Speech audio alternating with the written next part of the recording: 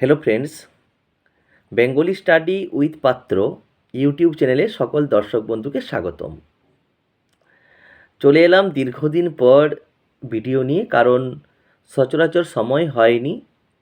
তো দেখলাম একটা ভিডিও করার প্রয়োজন আছে, এবং যেহেতু ইন্টারভিউ চলছে, ইন্টারভিউর প্রস্তুতি প্রক্রিয়া সকল পরীক্ষার্থীরা চালাচ্ছেন যারা পাশ করেছেন, যেমন ধরুন প্রাথমিক কিংবা হাই স্কুলের এসএসসি স্কুল সার্ভিস কমিশনের, সেহেতু একটা ভিডিও না করলেই নয়। অনেকের ফোন বা মেসেজ আমার কাছে এসেছে, সেই অনুযায়ী আজকে আমি একটা ছোট ভিডিও করব।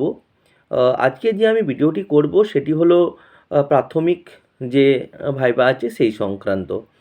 তবে আমি একটা জিনিস আপনাদের সঙ্গে শেয়ার করব, সেটা হলো যে স্কুল সার্ভিস কমিশন এবং প্রাথমিক শিক্ষার যে পর্ষদ আছে এর যে ভাইবা, হ্যাঁ অবশ্যই এখানে 90% বা 95% এক হতে পারে, কিন্তু কিছু কিছু জায়গাতে ব্যতিক্রমও আছে।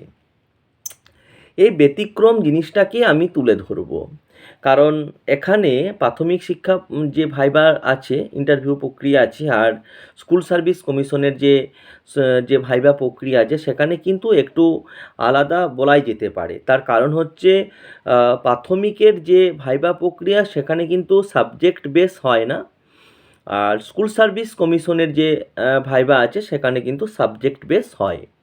এখন প্রশ্ন হতেই পারে যে স্কুল সার্ভিস কমিশনের সঙ্গে এর পার্থক্যটা কোথায়? হ্যাঁ, সেখানে হচ্ছে দেখুন, স্কুল সার্ভিস কমিশন অ্যান্ড মানে প্রাথমিক শিক্ষার যে পর্ষদ যে ইন্টারভিউ প্রক্রিয়া চালাবে, সেখানে প্রাথমিকের ক্ষেত্রে বলা যায়, যেমন ধরুন বিভিন্ন ধরনের শিক্ষা কমিশন। এই শিক্ষা কমিশনগুলো কিন্তু আপনাকে দেখে নিতে হবে, ভালো করে জানতে হবে। তাহলে কি আপনি স্কুল সার্ভিস কমিশনের ইন্টারভিউতে এগুলো জানবেন না? অবশ্যই জানবেন। এটা আপনার জানা দরকার আছে। কারণ যেহেতু আমাদের যে শিক্ষার কাঠামো বা স্তর, সেখানে কিন্তু ওই শিক্ষা কমিশনগুলোর গুরুত্ব কিন্তু অপরিহার্য বা অপরিসীম। এটা যেমন জানবেন আপনারা, তেমনই আপনার যখন রুমে প্রবেশ করবেন সেখানেও কিন্তু সেই জায়গাতেও কিন্তু আপনাকে কিছু গাইডেন্স মেনে চলতে হবে, কিছু নিয়মনীতি মেনে চলতে হবে। এখানে কিন্তু দুটো সেম, অর্থাৎ প্রাথমিক এবং স্কুল সার্ভিস কমিশনের ক্ষেত্রেও কিন্তু এক্ষেত্রে কিন্তু একই। কারণ আপনি যখন প্রবেশ করবেন, অনুমতি নিয়ে প্রবেশ করবেন, তারপর ধরুন আপনারা বসবেন, সেখানেও একটা ধন্যবাদ দেবেন। এইরকম সব যে প্রসেসগুলো, সেই প্রসেসগুলো আপনারা কিন্তু এগিয়ে নিয়ে যাবেন।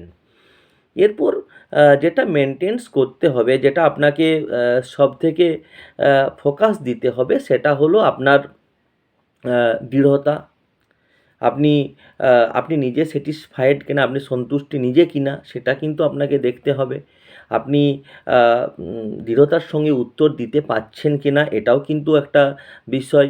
কারণ আপনি উত্তর দিচ্ছেন সেই জায়গাতে কিন্তু করছেন, এটাও কিন্তু ভালো জিনিস নয়।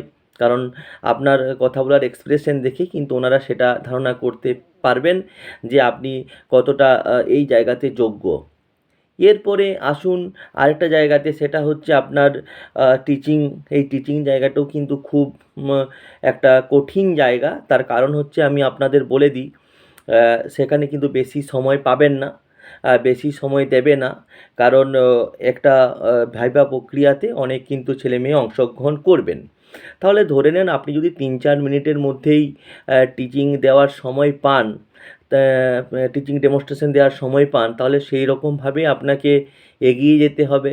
বেশি কথা বলার সুযোগ হয়তো পাবেন না, তবে আপনার দেখতে হবে যে আপনি আপনার মূল ভাবটা, আপনার যেটা ছাত্রছাত্রীদের ক্ষেত্রে আপনার পড়াটাকে আকর্ষণীয় করে তুলতে পারছেন কি না, এই জিনিসগুলো কিন্তু আপনাকে ভাইভাতে দেখতে হবে।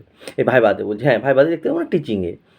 আরেকটা জিনিস সবথেকে খেয়াল করতে হবে, যখন আমি উত্তর দেব সেই উত্তরটা কিন্তু মাথা নামিয়ে বা মাথা ঘুরিয়ে বা লজ্জা লজ্জা ভাব করে কিন্তু আমি উত্তর দেব না।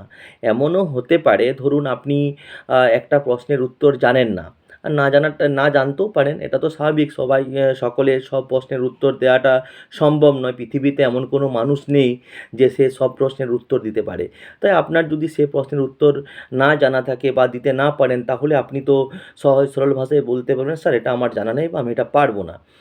ওনারা খুশি হবেন। এখানে কিন্তু এই বলে দেবো, হুঁ স্যার এটা আমার মনে পড়ছে না, হ্যাঁ ওটা হতে পারে, এইসব জিনিস আর চলবে না। এইসব আপনি সোজাসাপটা উত্তর দেবেন, সেখানে কিন্তু আপনার জয়ী হওয়ার সম্ভাবনাটা সবথেকে বেশি।